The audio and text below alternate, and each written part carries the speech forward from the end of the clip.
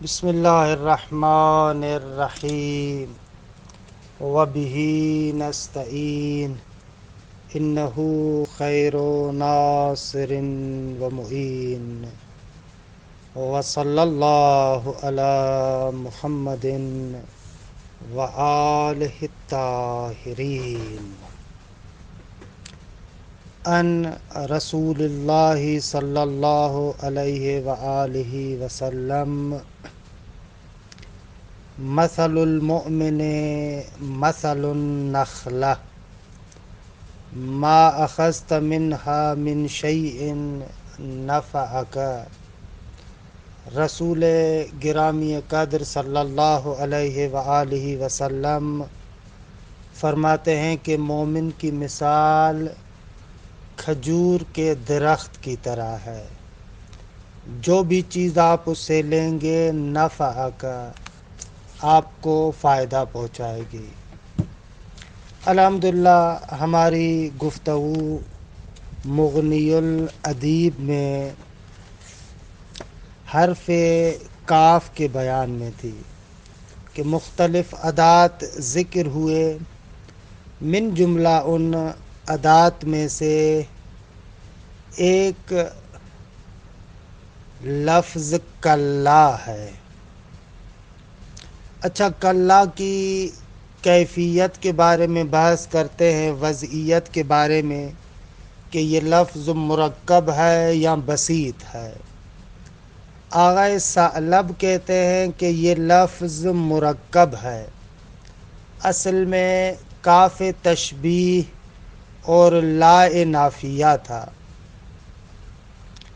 اس کے بعد لام کو مشدد کیا گیا تاکہ معنی کی تقویت ہو سکے اور اس توہم کو دور کیا جا سکے کہ یہ دونوں الفاظ اپنے اصلی معنی پر ہیں، کیونکہ اب تو کلا رد اور زجر کے لیے ہے نا، کہ مخاطب کی توبیخ کی جا رہی ہے کہ یہ بات تمہاری غلط ہے، ایسے نہ کہو، یہ توبیخ اور زجر ہے۔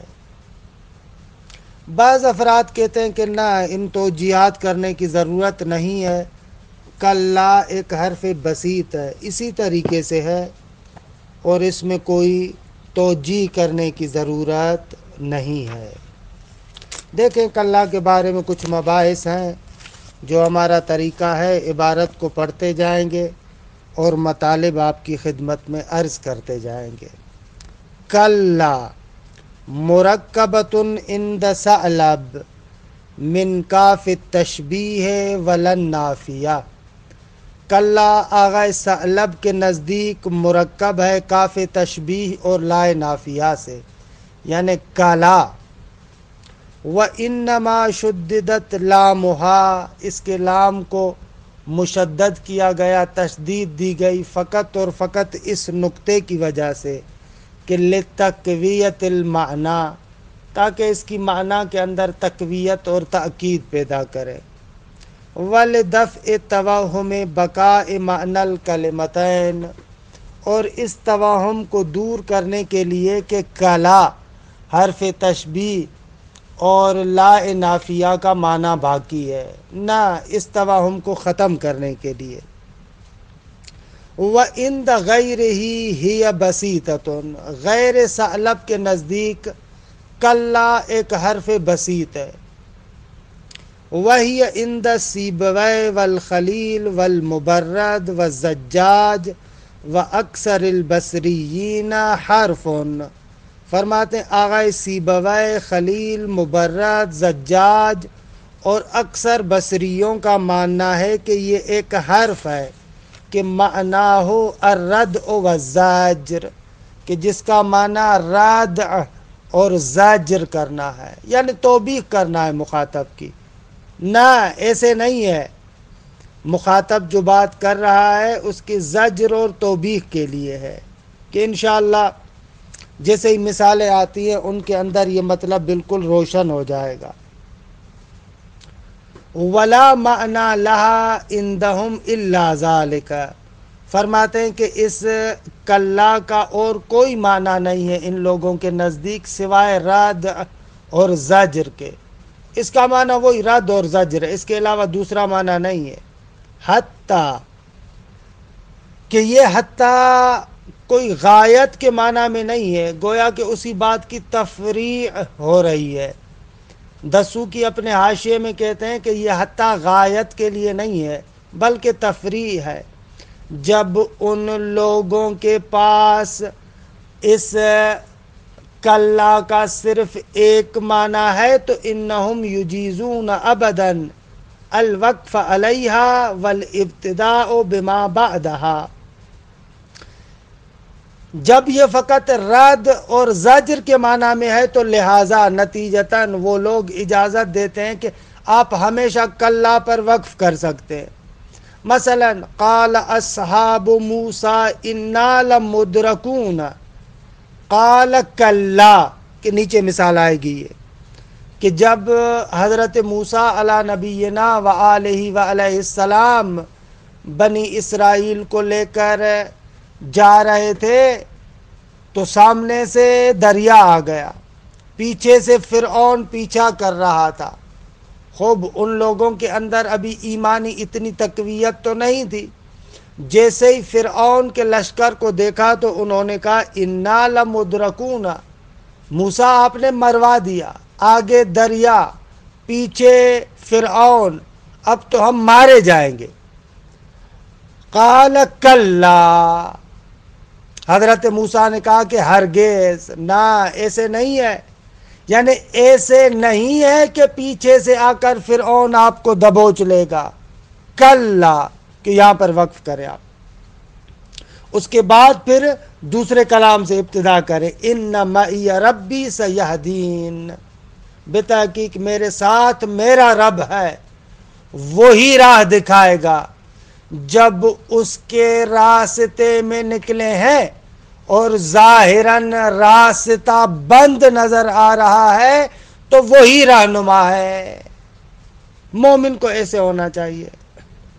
بہرحال حتیٰ یہ تفریعیہ ہے، حتیٰ انہم یجیزون ابدا الوقف علیہا، کہ یہ گروہ جو ہم نے ذکر کیا، آغا سیبویہ، خلیل، مبرد، زجاج، اکثر بصریین، ان لوگوں کا ماننا ہے کہ آپ اس کلا پر وقف کر سکتے ہیں۔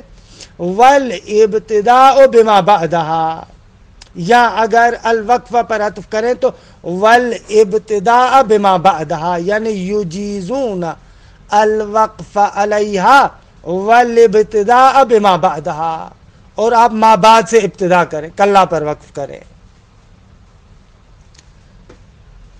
خوب ایک خوبصورت مثال ہے کہ ایک کاش اس مثال کو یہ ذکر کرتے تو اچھا تھا۔ یہ نہج البلاغہ کے 60 نمبر خطبے میں ہے، خوارج کے بارے میں، کہ امیر المؤمنین نے جو خوارج کے ساتھ قتال کیا جنگ نہروان میں، ان کو مار دیا اور قتل کیا۔ لما قتل الخوارج فقیل لہ یا امیر المؤمنین ہلک القوم باجمعہم، یہ کتاب میں نہیں ہے، میں باہر سے پڑھ رہا ہوں۔ جب امیر المؤمنین نے خوارج کے ساتھ جنگ کی تو امیر المؤمنین کو کہا گیا کہ مولا یہ خوارج الحمدللہ سارے کے سارے مر گئے۔ مولا نے کہا کلا، ہرگز، یعنی نہ، وہ سارے ہلاک نہیں ہوئے۔ واللہ انہم نطف فی اصلاب الرجال وقرارات النساء، قسم بخدا یہ اپنے آباء و اجداد کے صلب میں نطفوں کی شکل میں موجود ہیں، اپنے امہات کے قرارات اور ارحام کے اندر موجود ہیں۔ کہ یہ بھی خوبصورت مثال ہے، ایک کاش کے اس مثال کو ذکر کرتے۔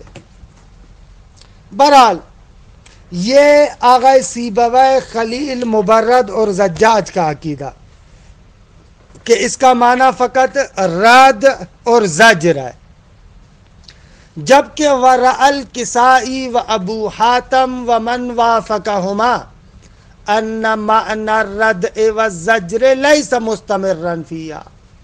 آغا کسائی، ابو حاتم، یا ابو حاتم درست لفظ ہے، ابو حاتم ابو حاتم اور ان دونوں کے چاہنے والے، ان دونوں کے موافقین، ان لوگوں کا ماننا ہے کہ کلا کے اندر ہمیشہ رد اور زجر کا معنی نہیں پایا جاتا۔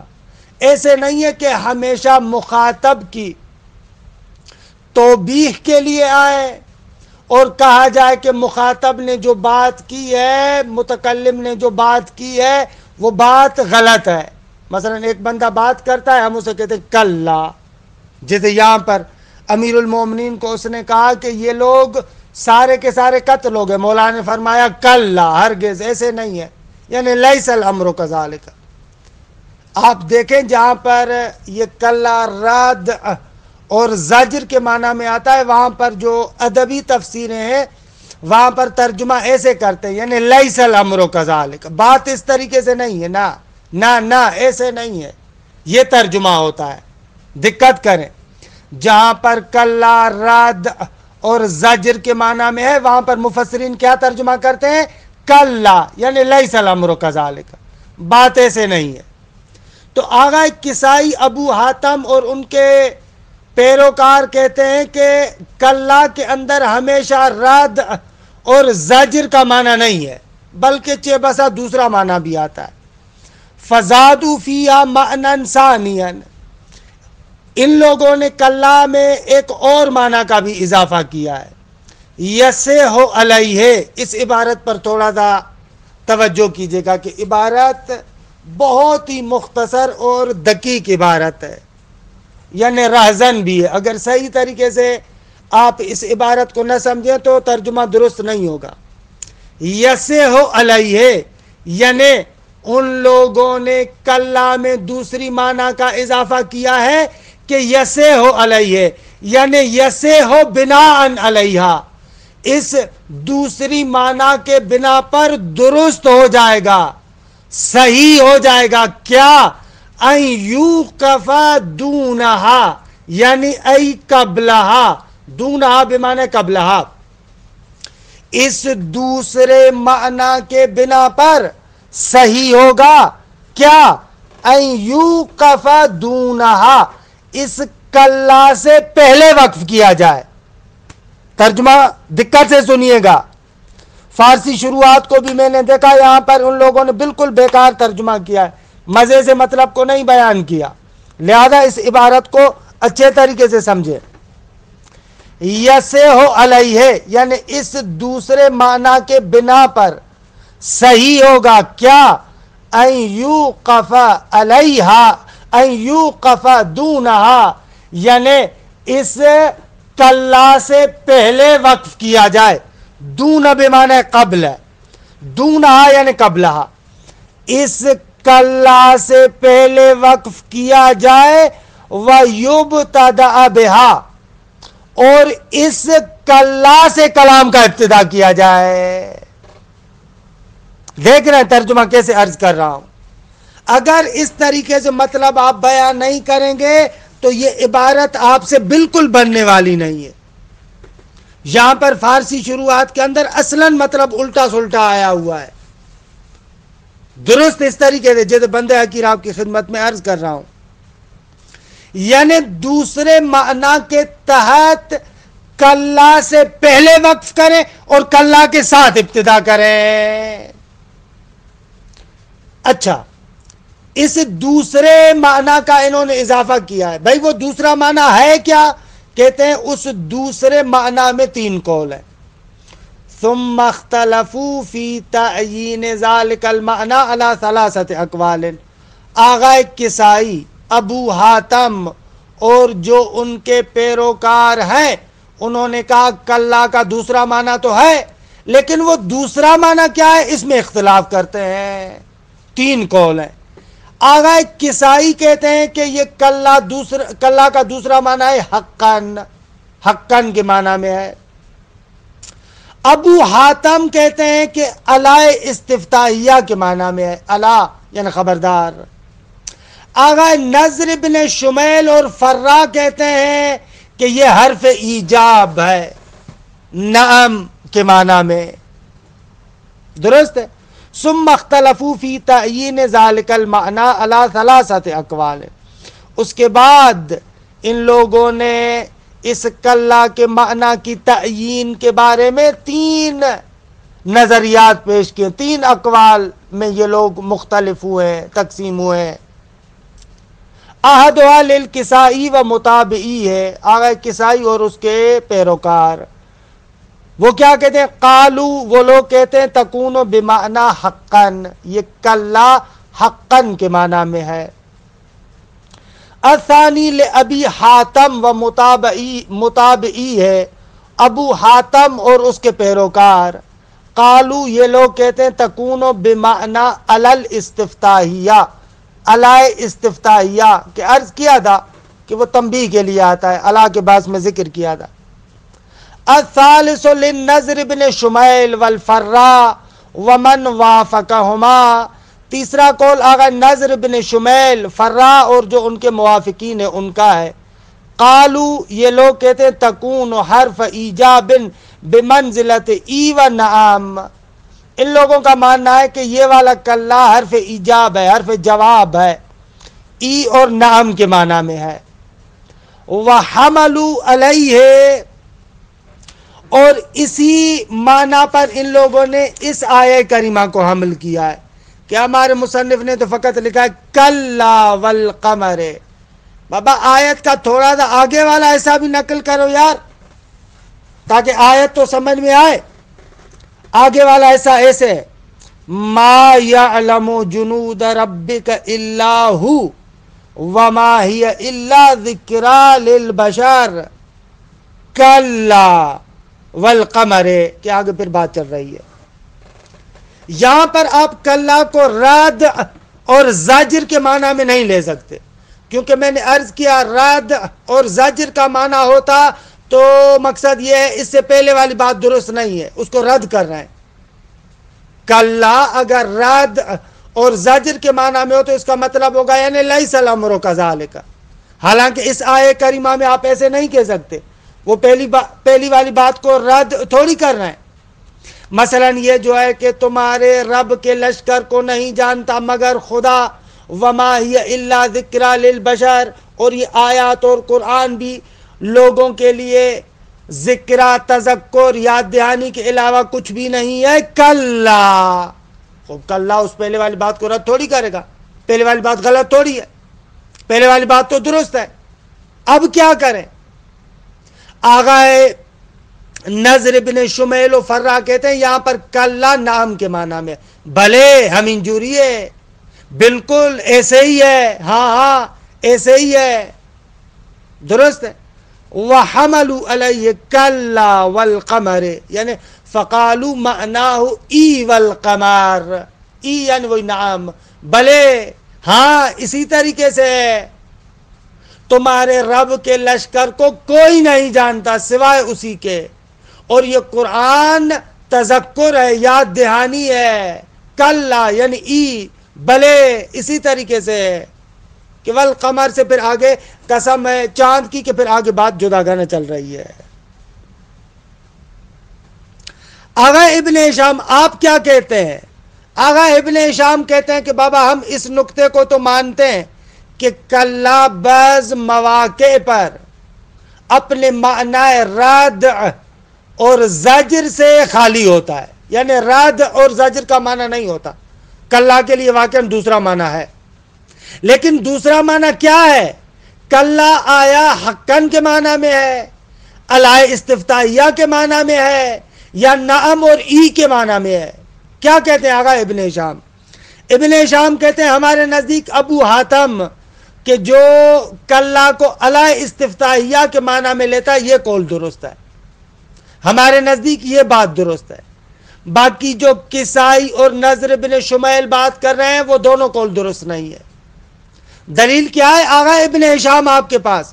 ابن ہشام کہتے ہیں کہ ہمارے پاس دلیل یہ ہے کہ علی کا دوسرا معنی جو علی استفتاحیہ والا ہے اس کے اندر اضطراد پایا جاتا ہے، یعنی بہت سارے موارد میں جہاں پر کلا رد اور زجر کے معنی میں نہیں ہے ان تمام موارد میں آپ علائے استفتائیہ کے معنی میں اس کو استعمال کر سکتے ہیں، لیکن کچھ موارد ایسے ہیں جہاں پر رد کا معنی نہیں ہے لیکن وہاں پر آپ حقاً کا معنی استعمال نہیں کر سکتے، یا کچھ موارد ایسے ہیں کہ جہاں پر آپ آغا نضر بن شمیل کی بات کو مان کر نعم اور ای کے معنی میں بھی استعمال نہیں کر سکتے۔ تو پس یہاں سے پتہ چلتا ہے کہ کلا کا دوسرا معنی جو مترد ہے تمام موارد میں اور اکثر موارد میں آتا ہے وہ علائے استفتائیہ والا معنی ہے۔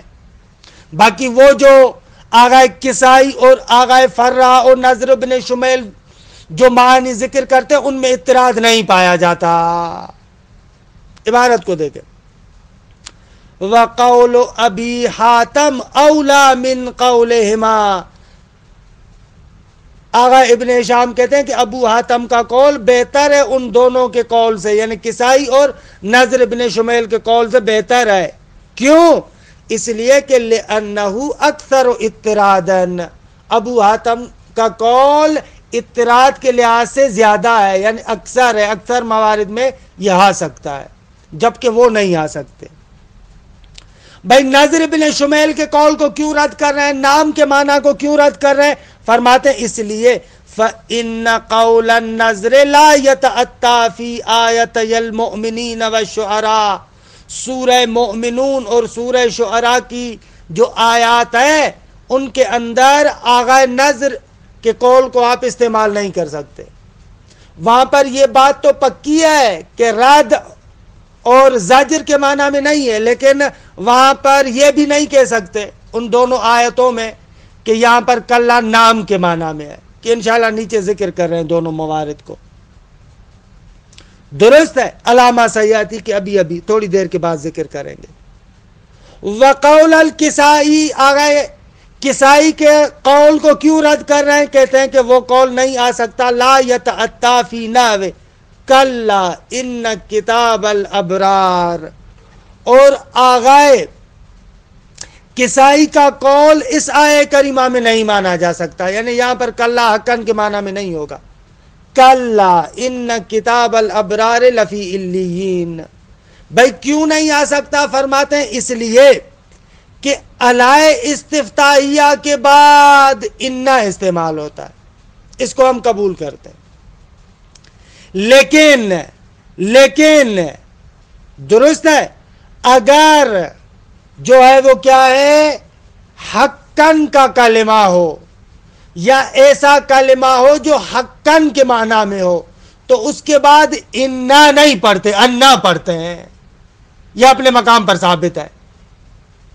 حالانکہ یہاں پر اگر حقاً کے معنی میں کلا ہو تو بعد میں انا نہیں ہونا چاہیے تھا، انا ہونا چاہیے تھا، جبکہ قرآن مجید میں انا ہے، لہذا یہاں پر آپ کلا کو حقاً کے معنی میں استعمال نہیں کر سکتے۔ وَقَوْلَ الْكِسَائِ لَا يَتَأَتَّى فِي نَحْوِ كَلَّا إِنَّ كِتَابَ الْأَبْرَارِ، کیوں؟ لِأَنَّ إِنَّ تُكْسَرُ بَعْدَ عَلَى الْإِسْتِفْتَائِيَّةِ، انا علی استفتائیہ کے بعد مکسور ہوتی ہے، ولا تکسر بعد حقاً، لیکن حقاً کے بعد یہ مکسور نہیں ہوتی، ولا بعد ما کان بمعناہا، اور نہیں اس کلمے کے بعد انا کو مکسور کیا جائے گا جو حقاً کے معنی میں ہو۔ پس آپ نے دیکھا کہ آغائے نضر بن شمیل والا قول یعنی جو نام کے معنی میں ہے، یا آغائے کسائی کا قول کہ جو کہتا ہے حقاً کے معنی میں ہے، ان دونوں معنیوں میں اضطراد نہیں پایا جاتا، بعض جگہوں پر درست ہے بعض جگہوں پر درست نہیں ہے، لیکن علائے استفتائیہ جو ابو حاتم کا قول ہے تمام موارد میں درست ہے۔ درست ہے آگا؟ اچھا مسئلتن، ایک نکتہ سمجھے، وَإِذَا صَلُحَ الْمَوْضِعُ لِلرَّدْعِ وَغَيْرِهِ جَازَ الْوَقْفُ عَلَيْهَا وَالْإِبْتِدَاءُ عَلَى اخْتِلَافِ التَّقْدِيرَيْن۔ فرماتے ہیں کہ اگر ایک مورد ایسا آ جائے جہاں پر ردع کا معنی کرنا بھی درست ہو اور غیر ردع کا معنی کرنا بھی درست ہو، تو فرماتے ہیں کہ اس صورت میں پھر جو ہم نے اوپر ذکر کیا تھا کہ ردع کے معنی میں آپ کیا کریں، کلا پر وقف کریں اور اس کے ما بعد سے ابتدا کریں.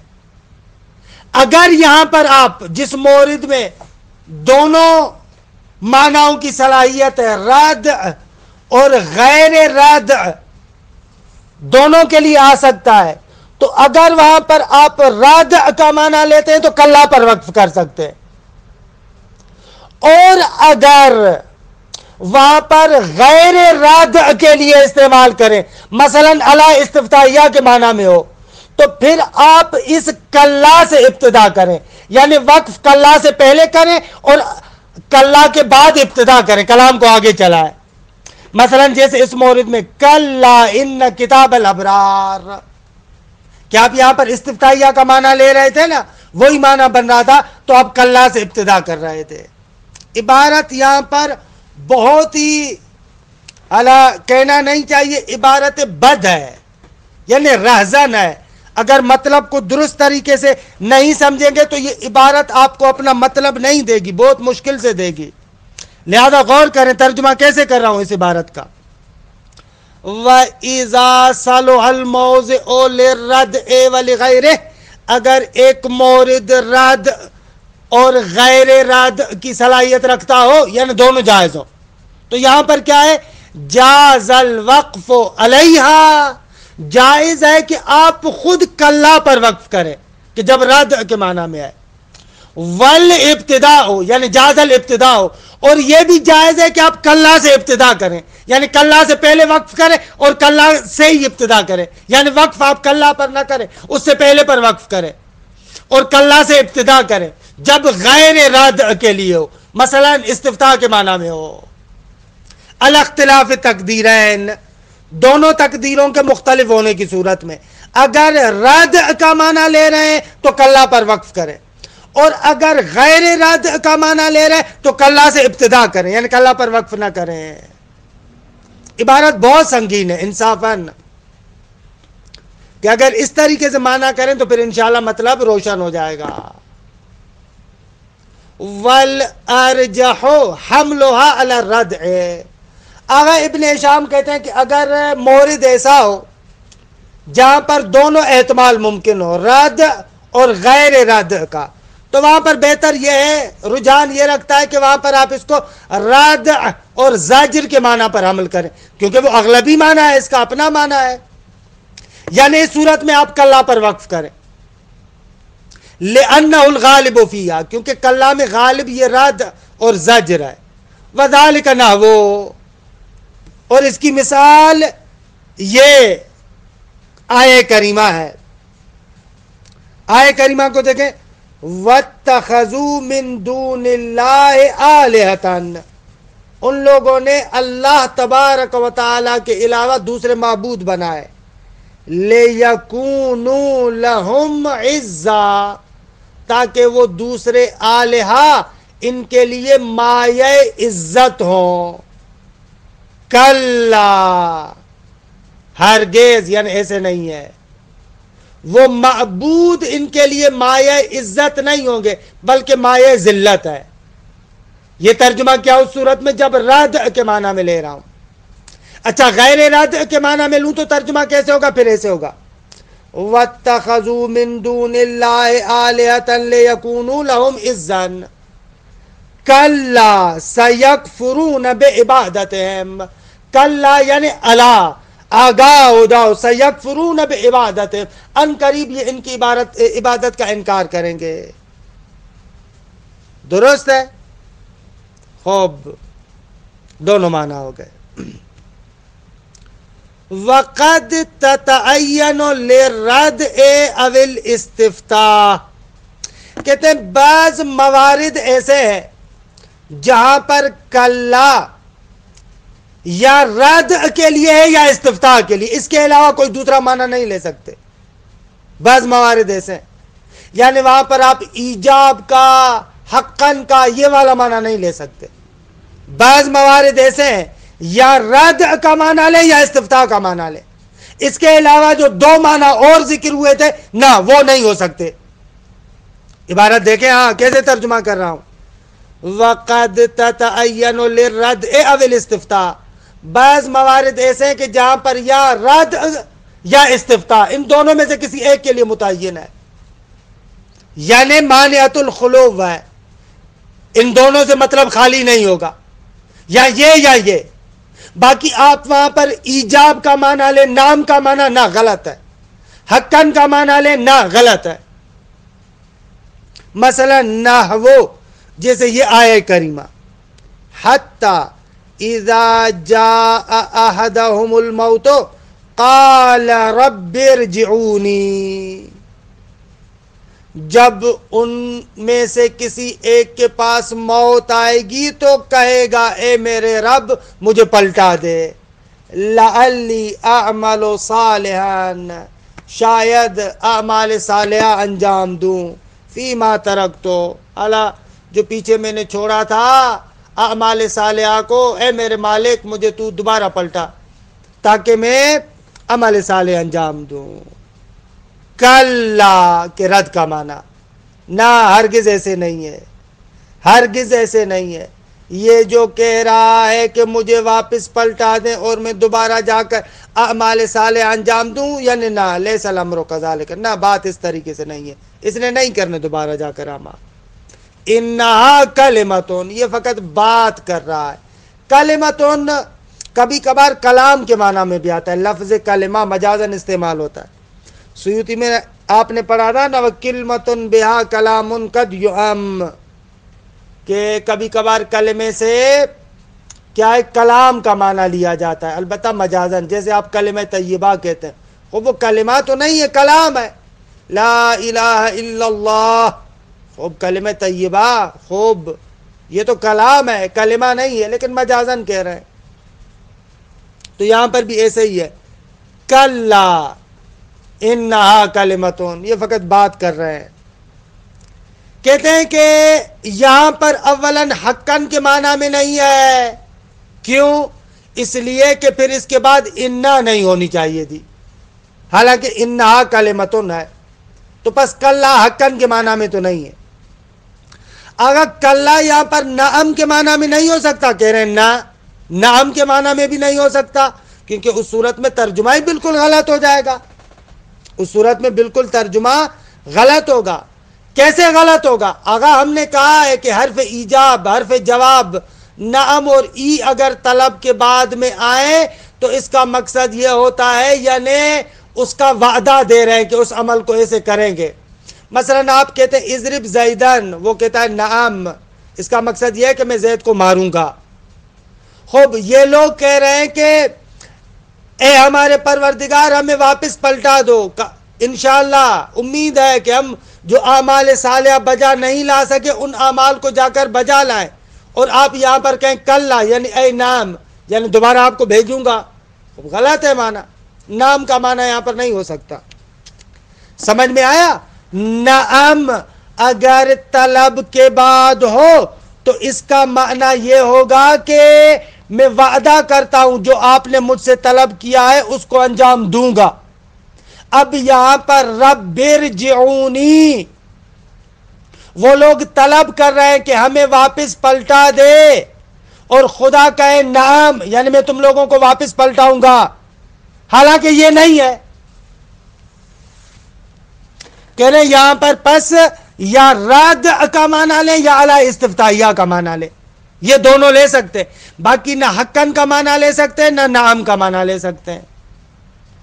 فرماتے ہیں کیوں وقد تتعین للردء او الاستفتاء، اس مورد میں کیوں فرماتے ہیں لانہا لو کانت بمعنی حقا لما کسرت حمزۃ انا، کیونکہ اگر یہ حقاً کے معنی میں ہوتا تو انا کا حمزہ کبھی بھی مکسور نہ ہوتا. ولو کانت بمعنی نعم، اور اگر نعم کے معنی میں ہوتا تو لکانت للوعد بالرجوع، تو معنی یہ ہوگا کہ رجوع، پلٹانے کا وعدہ دے رہا ہے خدا کہ ہاں میں تمہیں دوبارہ پلٹاؤں گا. خوب غلط ہے، یہ نہیں ہے مقصود. لأنہا بعد الطلب، کیونکہ یہاں پر نام طلب کے بعد ہے. نام طلب کے بعد ہو تو اس کا مقصد یہ ہے کہ جو طلب کیا گیا ہے اس کے بارے میں وعدہ دے رہا ہے کہ جی میں ایسے کروں گا. یہ پہلے بھی بیان کر چکا ہوں مطلب. کما یقالو جیسے کہا جاتا ہے اکرم فلانن فتقولو نعم، آپ کہتے ہیں بلے بلے یعنی ہاں میں اس کی عزت کروں گا. ونحو، اور یہ دوسرا قول دوسری آیہ کریمہ یہاں پر بھی یا رد کے لیے یا استفتاء کے لیے، لیکن یہاں پر بھی حقاً اور نام کے معنی میں نہیں ہو سکتا. قال اصحاب موسیٰ انا لمدرکون قال کلا، حضرت موسیٰ کے قوم نے کہا کہ میں نے پہلے بھی بیان کیا کہ فرعون ہمیں دبوچ لے گا، پکڑ لے گا. قال کلا، نہ ہرگز، یعنی ایسے نہیں ہے. ان معی ربی سیہدین، میرا رب میرے ساتھ ہے، وہ ہماری عنقریب ہدایت کرے گا. اب یہاں پر بھی حقاً کے معنی میں نہیں ہے کیونکہ کلا کے بعد انا ہے. آغا یہاں پر نام کے معنی میں کیوں نہیں ہے؟ فرماتے نام کے بارے میں اس لیے نہیں ہے کہ اگر نام خبر کے بعد آئے تو اس کا معنی یہ ہوگا کہ ما قبل کی ہم تصدیق کر رہے ہیں. اب یہاں پر یہ ترجمہ غلط ہوگا. یعنی وہ جو کہہ رہے ہیں اصحاب موسیٰ کے فرعون ہمیں پکڑ لے گا، اور یہاں پر آپ کہے حضرت موسیٰ نے کہا قال کلا یعنی نعم یعنی پکڑ لے گا. خوب حالانکہ یہ تو نہیں کہنا چاہ رہے. نعم کے معنی میں ہو تو مطلب ہوگا کہ حضرت موسیٰ مانتے ہیں کہ بھلے وہ پکڑ لے گا ہمیں. خوب غلط ہے یہ بھی. وذالک لکسر انا، پس حقاً کے معنی میں نہیں ہے. وَلِأَنَّ نعم بعد الخبر للتصدیق، اور نام کے معنی میں اس لیے نہیں ہے کہ نام خبر کے بعد تصدیق کے لیے آتا ہے، اور یہ والا ترجمہ اس آیہ کریمہ میں درست نہیں ہے. حضرت موسیٰ اس بات کی تصدیق تھوڑی کر رہے ہیں کہ وہ لوگ جو کہہ رہے تھے کہ ہمیں فرعون پکڑ لے گا، حضرت موسیٰ کہتا ہو ہاں جی پکڑ لے گا. خوب تمام شد. فرماتے وقت یمتنع کونھا للزجر، اور کبھی کبھار تو محال ہے، زجر کا معنی نہیں لے سکتے آپ. جیسے یہ آیہ کریمہ سورہ مدثر والی پہلے بھی پڑھی، وما ہی الا ذکری للبشر کلا والقمر اذ لیس قبلھا ما یصح ردہ، کہ بیان کیا کیونکہ اس کے ما قبل کو آپ رد تو نہیں کر سکتے. ما قبل کا مطلب درست ہے، پس یہ زجر اور رد کے لیے نہیں ہے. خب الحمدللہ کلا کے بارے میں مباحث تمام ہوئے.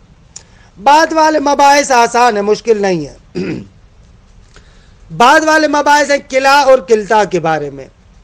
خوب فرماتے ہیں یہ کلا اور کلتا لفظاً دونوں مفرد ہیں لیکن معناً تثنیہ کا معنی رکھتے ہیں، کلا اور کلتا، اور یہ ہمیشہ مضاف ہوتے ہیں.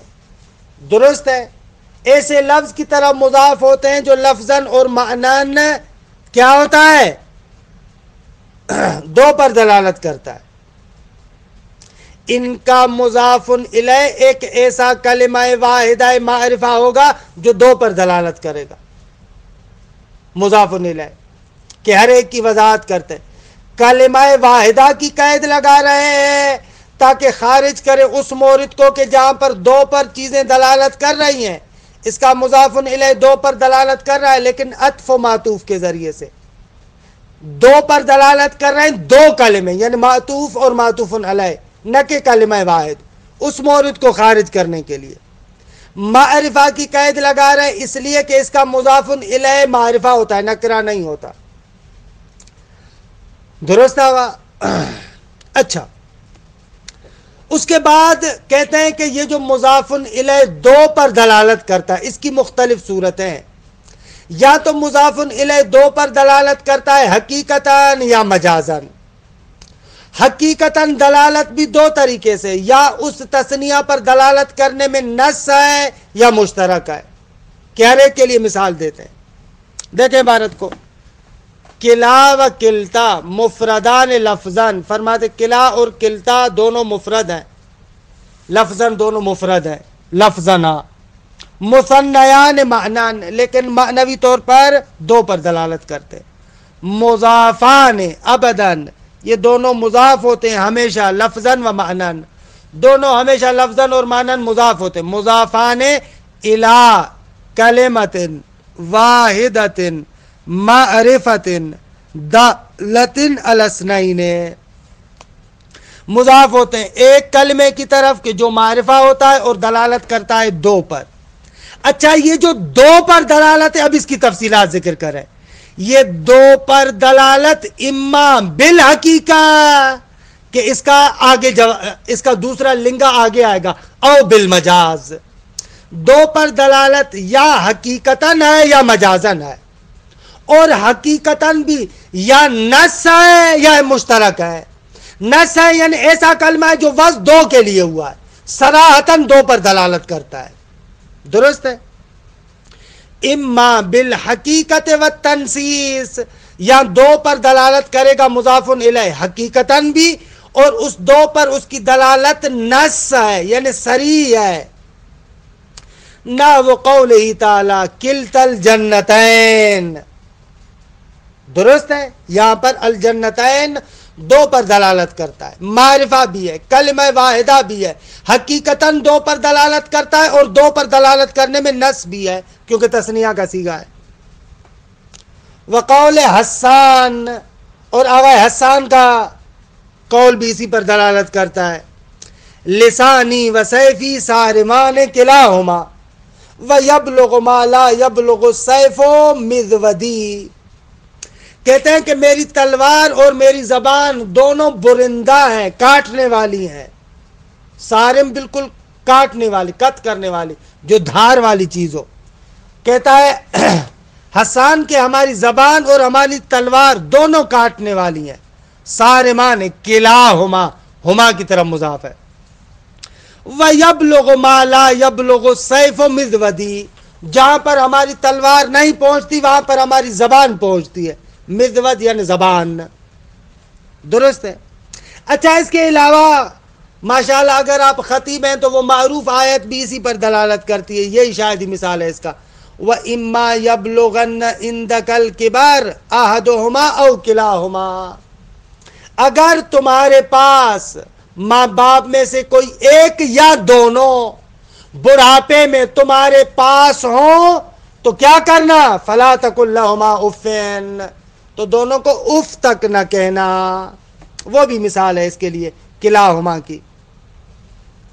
وَإِمَّا بِالْحَقِيقَةِ وَالْإِشْتِرَاكِ، یا دو پر دلالت کرتا ہے، دلالت حقیقی ہے، لیکن وہ جو مضاف الیہ دو پر دلالت کر رہا ہے وہ مشترک ہے تثنیہ اور جمع کے درمیان. جیسے متکلم مال غیر کے لیے جو ضمیر ہے وہ تثنیہ اور جمع دونوں کے درمیان مشترک ہے، لہذا تثنیہ میں نص نہیں ہے، وہ تنصیص اس اشتراک کے مقابلے میں ہے. وَإِمَّا بِالْحَقِيقَةِ وَالْإِشْتِرَاكِ، نہ وہ کلانا، فَإِنَّنَا مُشْتَرِكَةٌ بَيْنَ اثْنَيْنِ وَالْجَمَاعَةِ، کہ نام مشترک ہے اثنین دو اور جماعت یعنی جمع کے درمیان. او بالمجاز، یا وہ دو پر دلالت کرتا ہے نہ کہ حقیقتاً بلکہ مجازاً، کقول عبداللہ ابن زبعری، جیسے آگا عبداللہ ابن زبعری کا قول ہے. دیکھیں یہاں پر ان للخیر وللشر مدا وکلا ذلک وجہ وقبل. درست ہے. قبل فرس کے وزن پر. کہتے ہیں بتحقیق خیر اور شر کے لیے غایت ہے، ایک مدہ یعنی غایت، انتہا. وکلا ذالک، ذالک دیکھیں یہاں پر ذالک اصل میں مفرد مذکر کے لیے ہے، لیکن یہاں پر مجازن تثنیہ کے معنی میں استعمال ہوا. وکلا ذالک یعنی یہی دونوں، وجہن و قبلون، ان کی طرف انسان رخ بھی کرتا ہے اور ان کی طرف روح بھی کرتا ہے.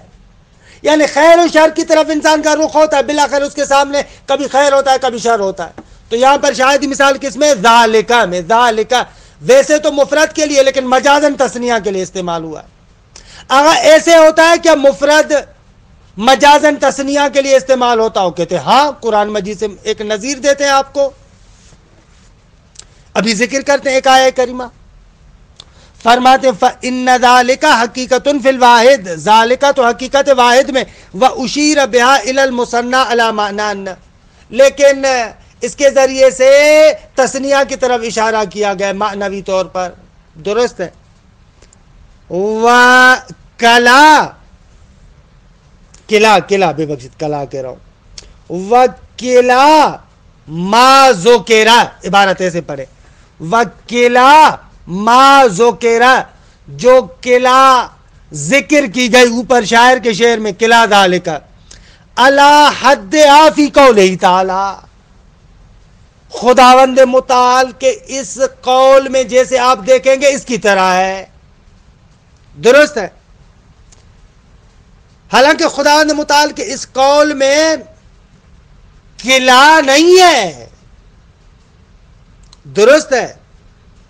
یہاں پر لفظ ذالک آیا ہے جو دو پر دلالت کرتا ہے، مقصد یہ ہے یہاں نہ کہ قلعہ جو ذکر ہوئی ہے وہ اس طریقے سے، نہ قلعہ کا جو مضاف الیہ ہے شعر میں وہ اسی طریقے سے جیسے اس آیہ کریمہ کے اندر آیا ہے۔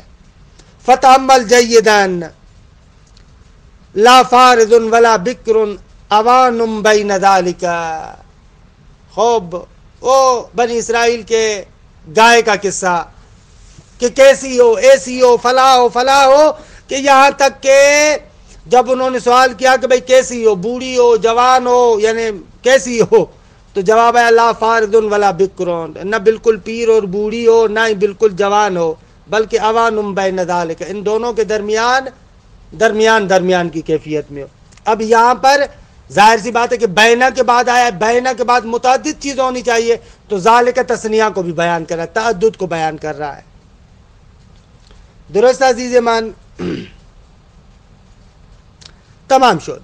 کہہ رہے ہم نے کہا تھا کہ وہ مضاف الیہ کلمہ واحدہ ہوتا ہے، وَقَوْلُنَا كَلِمَةٍ وَاحِدَةٍ، وہ جو اوپر ہم نے کلمۃ واحدۃ کہا تھا، یہ ہمارا قول احتراز من قول ابی شعر الہلالی، آغا ابو شعر ہلالی کے اس قول سے اعتراض تھا کہ یہاں پر اس طریقے سے نہیں آیا جیسے ہم کہنا چاہ رہے تھے۔ قلع اخی و خلیلی واجدی ازدا فی النائبات و المام الملمات، کہ یہاں پر دیکھیں قلعہ کا مضاف الیہ تثنیہ کو بیان کر رہا ہے لیکن کلمہ واحدہ نہیں ہے، بلکہ معطوف اور معطوف علیہ دونوں ملا کر اس معنی کو ذکر کر رہے ہیں۔ قلعہ دونوں، اخی و خلیلی میرا بھائی اور میرا دوست، واجدی مجھے پاتے ہیں، ازدا اپنے لیے بازو، کب؟ فی النائبات مصیبتوں میں، و المام الملمات سختیوں کو جب وہ محسوس کرتے ہیں تو مجھے اپنا عضد اور بازو سمجھتے ہیں۔ کہتے ہیں کہ یہ قول اعتراض اس سے، فإنہ ضرورت نادرہ، فرماتے ہیں کیوں اس سے اعتراض ہے؟ فرماتے ہیں اس لیے کہ یہ ضرورت شعریہ کی وجہ سے نادر ہے، وگرنہ اس طریقے سے استعمال نہیں ہونا چاہیے۔ لیکن وَأَجَازَ ابْنُ الْأَنبَارِ اِضَافَتَهَا إِلَى الْمُفْرَدِ، آغا ابن انباری کہتے ہیں، ہم نے تو کہا کہ تثنیہ کی طرف مضاف ہوگا نا، آغا ابن انباری کہتے ہیں کہ نہ، مفرد کی طرف بھی مضاف ہو سکتا ہے، لیکن بشرط تقریرہا، شرط یہ کہ قلعہ کا تکرار ہو، مثلا قلعہ یا وقلعہ کا محسنان ہے، ایسے درست ہے، قلعہ یا وقلعہ کا محسنان ہے، مضاف الیہ مفرد ہے، یا متکلم اور کاف ہے، خوب کہتے ہیں لیکن تکرار ہوا ہے، استعمال کرنا صحیح ہے۔ بس ہم نے کہا تھا تثنیہ کی طرف مضاف ہو، لیکن آغا ابن انباری نے یہ قید لگائی۔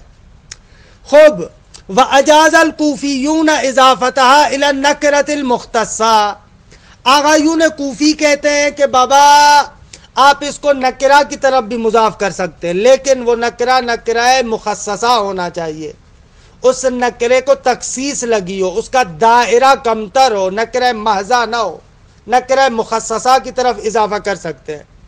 مثلا نہ وہ قلع الرجلین عندک محسنان ہے کہ عندک قید ہے رجلین کے لیے، نکرہ کے بعد ظرف و مظروف یا جار و مجرور آئے تو اس کے لیے صفت واقع ہوتا ہے۔ خوب یہاں پر نکرہ مخصصہ ہو گیا، رجلین ویسے یعنی کوئی بھی دو رجل، لیکن رجلین عندکا نہ کہ کوئی بھی دو رجل، بلکہ وہ دو رجل جو تمہارے پاس ہے، نکرے کا دائرہ کمتر ہو گیا۔ فَإِنَّ رَجُلَيْنِ قَدْ تُخَصَّصَا بِوَصْفِهِمَا بِالظَّرْفِ، ان دونوں کو مخصص کیا گیا ہے، تخصیص لگائی گئی ہے ظرف کے ذریعے سے، یعنی کیونکہ ان کی ظرف کے ذریعے سے وصف لائی گئی ہے، اس کے ذریعے سے یہ نکرہ مخصصہ بن گئے۔ وَحَكَوْا، اور یہ بھی حکایت ہوا ہے، ان کوفیوں نے حکایت کیا اس کو بھی کہ کلتا جاریتین عندک مقطوعۃ یدہا، کہ عرب ایسے استعمال کرتے ہیں. کلتا جاریتین نکرہ ہے لیکن مخصصہ ہے اندکا سے. کلتا جاریتین مقطوعۃ یدہا، یہ دونوں جو تمہارے پاس کنیزیں ہیں ان کے ہاتھ ٹوٹے ہوئے ہیں، یعنی وہ جو بننا وغیرہ ہے، کام وغیرہ کرنا ہے، ان سے کام نہیں ہوتا. ای تارکۃ للغزل، وہ جو بننا ہے اس کو انہوں نے چھوڑ دیا ہے، وہ کام نہیں ہوتا ان سے. کہ شاید یہ مثال ہے کلتا جاریتین اندک. اچھا اس کلا اور کلتا کی طرف کے وقت بھی ختم ہو گیا، 2 منٹ فقط آپ ہمیں دیں. خوب کلا اور کلتا کی طرف ضمیر کون سی پلٹائیں گے؟ فرماتے ہیں کہ اگر لفظ کا لحاظ کریں مفرد، اگر معنی کا لحاظ کریں تثنیہ. مشکل نظر ہے. فرماتے ہیں وَيَجُوزُ مُرَاعَاتُ لَفْظِ کلا و کلتا فی الافراد. خوب مفرد ہونے میں خوب آپ کلا اور کلتا میں لفظ کی رعایت کر سکتے ہیں. مثلا کلتا الجنتین آتت اکلھا، آتت مفرد مؤنث کی ضمیر ہے جو کلتا کی طرف جا رہی ہے. وَيَجُوزُ مُرَاعَاتُ لَفْظ وَمُرَاعَاتُ مَعْنَاهُمَا، اور ان دونوں کے معنی کی رعایت بھی کی جا سکتی ہے.